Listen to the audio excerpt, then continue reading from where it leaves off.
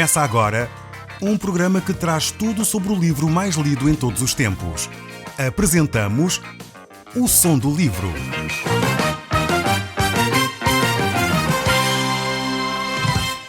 Seja muito bem-vindo. Neste podcast vai encontrar o livro mais conhecido e lido em todo o mundo. Vamos levá-lo numa viagem pela história da humanidade. Este é um audiolivro para si, para a sua família e sociedade em geral. Contextualização e comentários de Paulo Chaveiro. Eu sou o Paulo Chaveiro e nós hoje estamos a olhar para a última secção do capítulo 4 do segundo livro que Paulo escreve a Timóteo. Nós iremos tentar terminar este estudo deste livro, pois ele é de facto tremendo e tem muita riqueza para nós ainda. Eu gostaria, como prometi no último programa, voltar ao verso 6 a 8, pois eles são basilares na compreensão do fecho desta carta. Diz então assim, a segunda carta de Timóteo, o capítulo 4, o verso 6 a 8. Quanto a mim, estou sendo oferecido por libação, e o tempo da minha partida é chegado. Combati o bom combate, completei a carreira, guardei a fé. Já agora a coroa da justiça me está guardada, a qual o Senhor, reto juiz, me dará naquele dia, não somente a mim, mas também a todos quantos amam a sua vinda. Aqui temos de facto umas palavras extremamente bonitas da parte do apóstolo Paulo. Ele sabia que a sua vida tinha cumprido o propósito de Deus e por isso mesmo ele começa esta reflexão dizendo que a sua vida está a ser entregue como libação, oferecida como libação. O que é isto?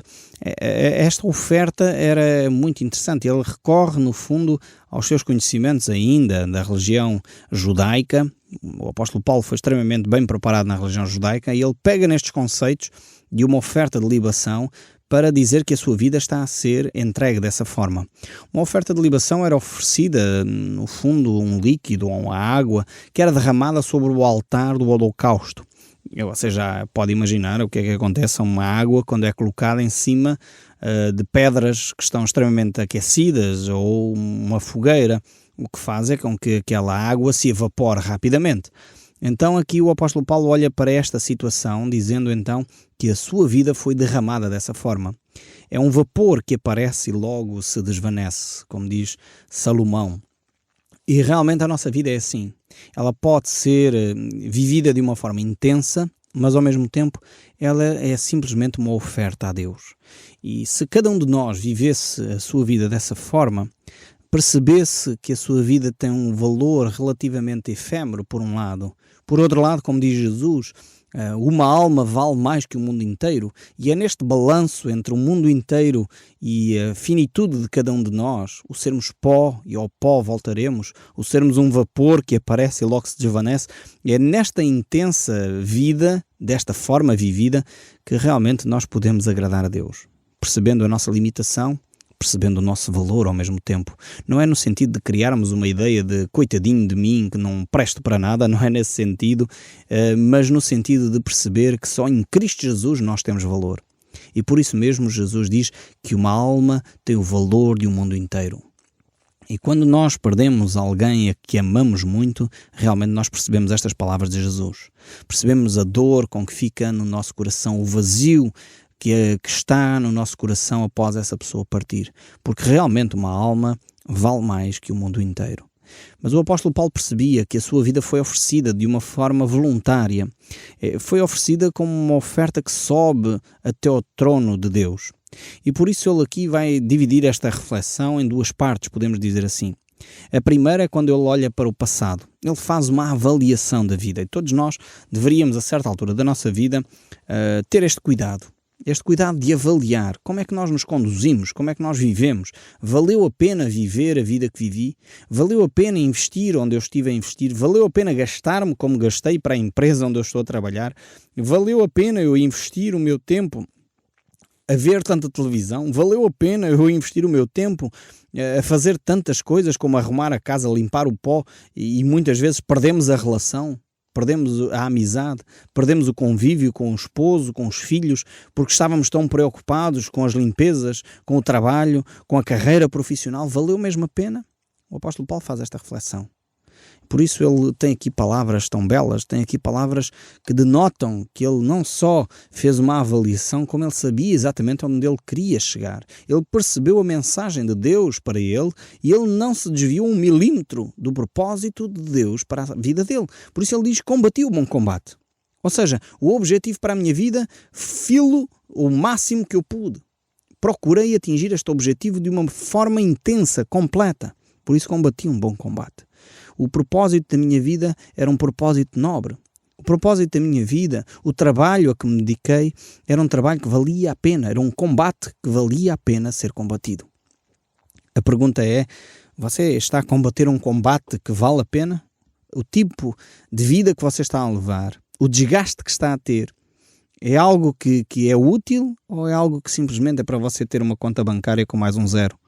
Ou é algo para você poder ter um carro, enfim, mais luxuoso? É esse o seu combate de vida? Ou o seu combate de vida assenta naquilo que é eterno? O carro vai ficar, a casa vai ficar, a conta bancária vai ficar. Talvez você vai ficar muito desagradado quando morrer, deixar cá tudo isso, mas é um facto. Vai ficar cá tudo. Mesmo o Bill Gates, que é a pessoa mais rica do mundo, segundo consta, vai deixar cá toda a fortuna para que outros possam desbaratar. Tudo aquilo que ele amealhou, com sacrifício ou não, vai ficar para outros. E Deus, Jesus, de facto, nos Evangelhos tem uma reflexão muito interessante. E ele pega numa ilustração deste género, de alguém que estava a fazer planos para construir mais uma torre e plantar mais cereais e ficar rico. E Deus diz: louco, esta noite te pedirei a tua alma. E para quem é aquilo para qual tanto trabalhaste? Realmente nós precisamos escolher bem os combates que nós vamos combater. Por isso o apóstolo Paulo diz: combati o bom combate. Depois ele diz: completei a carreira. Ou seja, não só escolhi uma boa luta para lutar, não só escolhi um bom propósito de vida, mas também eu completei aquilo que me tinha sido colocado pela frente. Eu atingi os objetivos. Eu alcancei os alvos. Eu não dei a minha vida por inútil. Eu completei a minha carreira. E depois, por último, ele diz: guardei a fé. Ou seja, não desanimou. As batalhas que ele enfrentou, ele conseguiu manter a sua fé alicerçada. Quantos e quantos na caminhada da vida desanimam, desencorajam, abandonam a fé? Porque de facto a caminhada cristã em muitas alturas é uma caminhada difícil. É uma caminhada que mexe em coisas que nós não gostaríamos de mexer.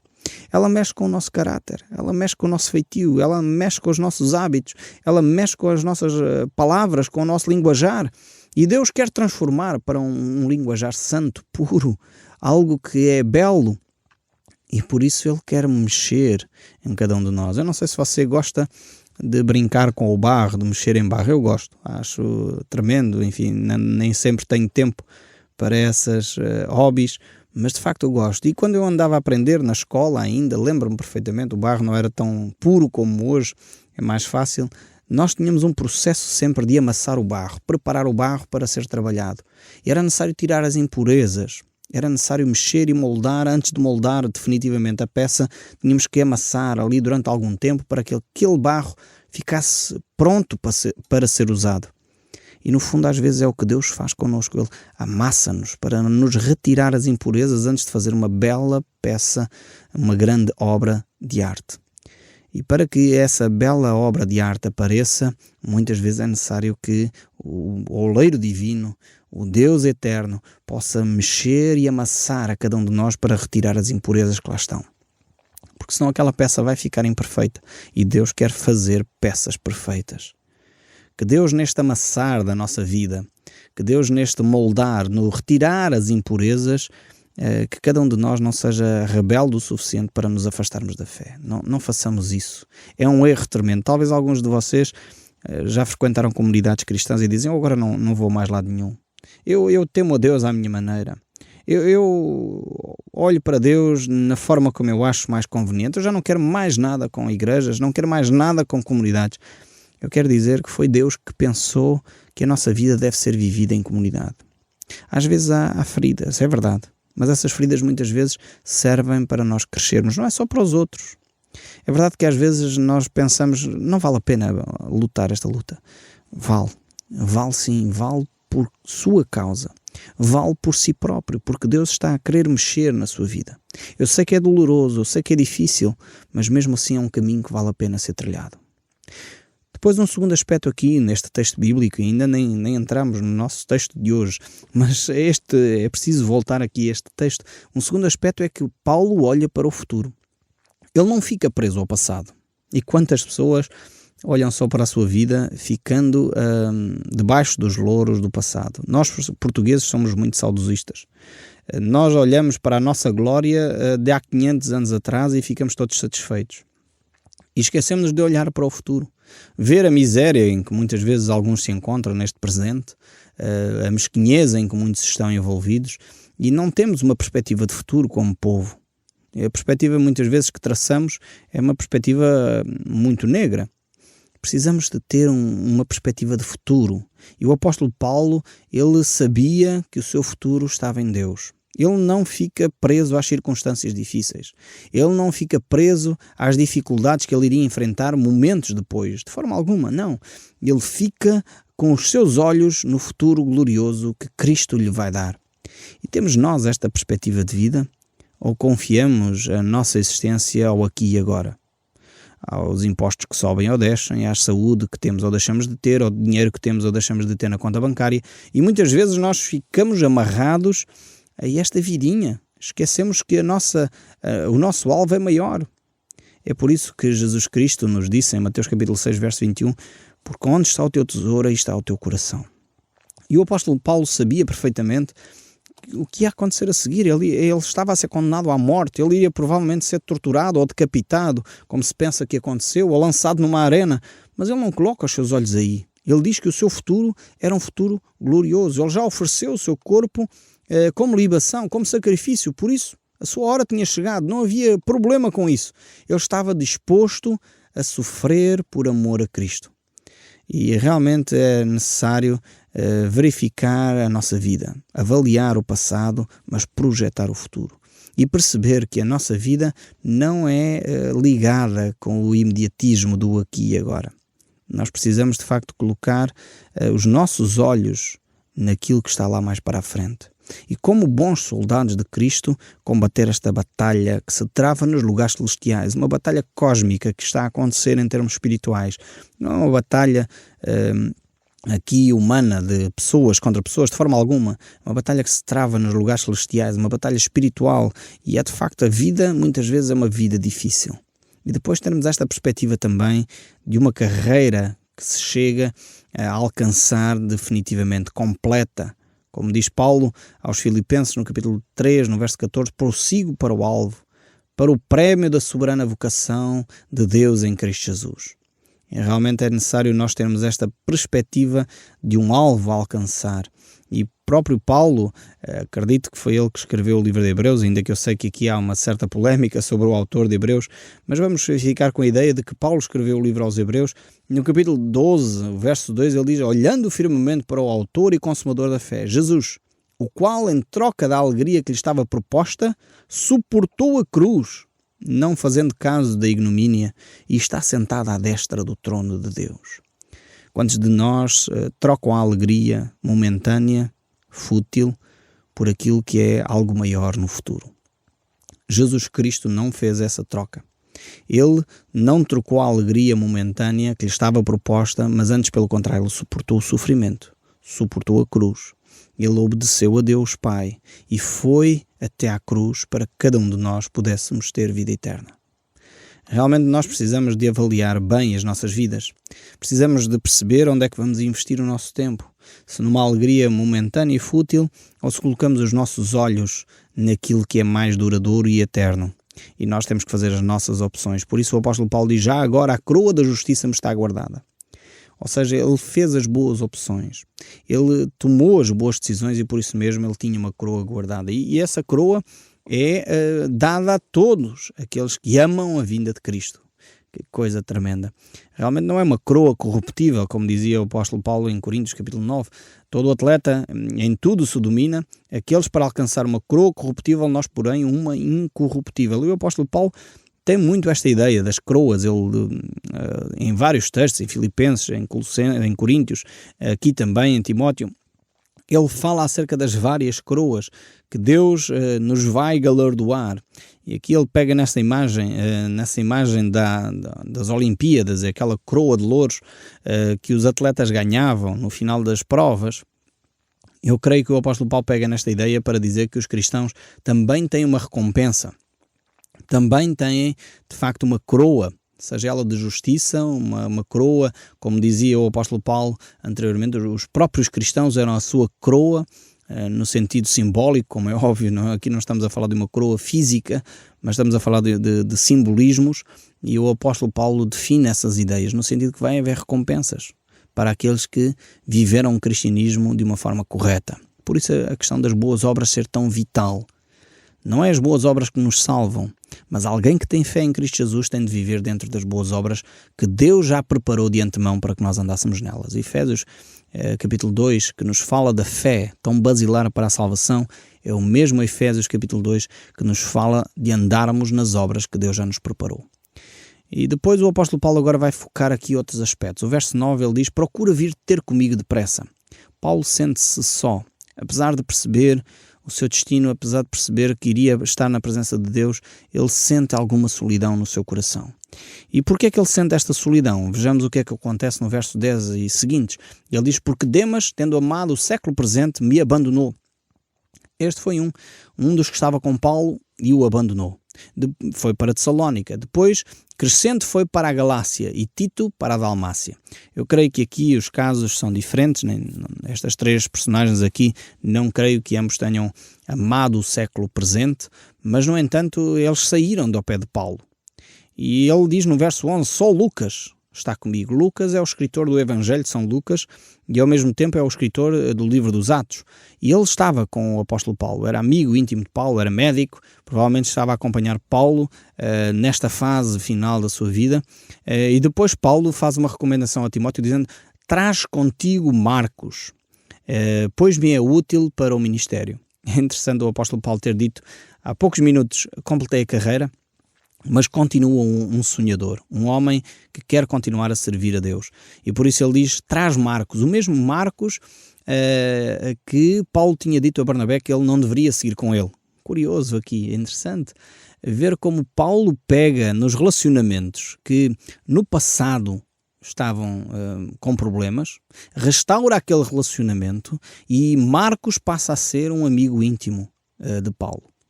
Paulo tinha tido um problema, não sei se está lembrado, com Barnabé por causa de Marcos, porque Marcos foi um jovem na altura que não queria determinados sacrifícios para a sua vida e por isso não estava disposto a abdicar de algumas coisas. E Paulo disse, assim não dá para continuar a servir o Evangelho.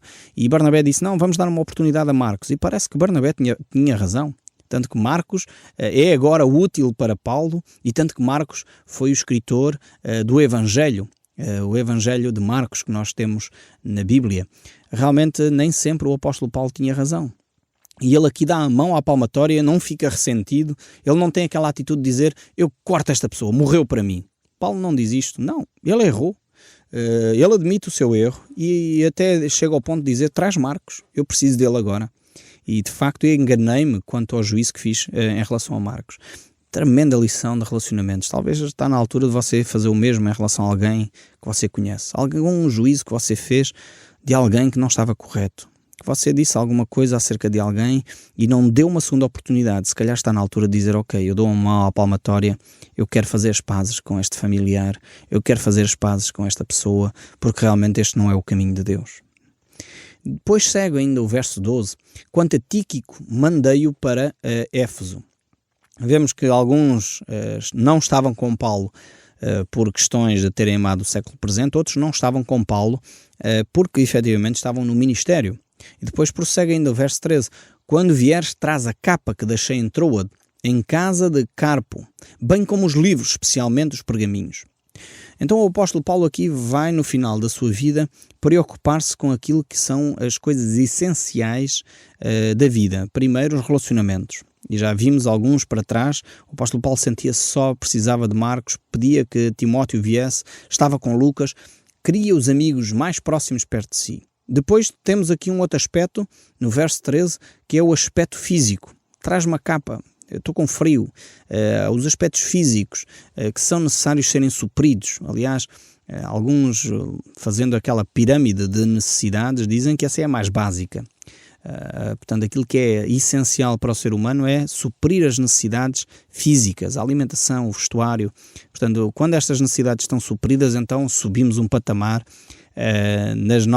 no nosso nível de necessidades. Depois temos aqui também, no verso 13, as necessidades intelectuais. Ele diz: traz-me também os livros. Eu preciso de continuar, apesar de estar à espera da sentença de morte, eu continuo a necessitar de me instruir, traz os livros. E depois ele fala ainda das necessidades espirituais, e especialmente os pergaminhos. Aqui ele refere-se de facto aos livros da Bíblia, e ao mesmo tempo ele vai avançar com esta ideia das necessidades espirituais um pouco mais para a frente. O verso 14 ainda diz: Alexandre o Latoeiro causou-me muitos males. O Senhor lhe dará a paga segundo as suas obras. Tu guarda-te dele, porque resistiu fortemente às nossas palavras. Na minha primeira defesa ninguém foi a meu favor. Antes todos me abandonaram. Que isto não lhes seja posto em conta. Mas o Senhor me assistiu e me revestiu de força, para que, por meu intermédio, a pregação fosse plenamente cumprida e todos os gentios a ouvissem. E fui libertado da boca do leão. O Senhor me livrará também de toda a obra maligna e me levará salvo para o seu reino celestial. A Ele a glória pelos séculos dos séculos. Amém. Temos aqui então o apóstolo Paulo mostrando que Deus supre as suas necessidades espirituais. E ele agora, nos últimos versos, ele vai então nomear aqui algumas pessoas quem ele quer saudar de uma forma particular. Ele diz: saúda a Priscila e a Áquila e a casa de Onesíforo. A Erasto ficou em Corinto, quanto a Trófimo deixei-o doente em Mileto. Apressa-te a vir antes do inverno. Eubulo te envio saudações, e o mesmo faz Prudente, Lino, Cláudia e os irmãos todos. O Senhor seja com o teu espírito. A graça seja convosco. Temos aqui então as saudações finais da parte do apóstolo Paulo. Achei curioso no final desta saudação Paulo dizer que deixou Trófimo doente em Mileto. Alguns pensam que ser cristão é sinónimo de ter sempre saúde. É curioso que Paulo, sendo o apóstolo que era, um homem que curou milhares de pessoas, deixou Trófimo doente. Eu creio que isto nos ensina que nem sempre é da vontade de Deus que a doença seja imediatamente curada. Temos aqui vários casos. O próprio Timóteo tinha uma enfermidade e o apóstolo Paulo dizia que ele devia tomar um pouco de vinho com água por causa dos problemas de estômago que ele tinha. Então, tiremos essas ilusões de que todos nós temos que ser curados imediatamente. O Som do Livro, uma produção da Rádio Transmundial de Portugal.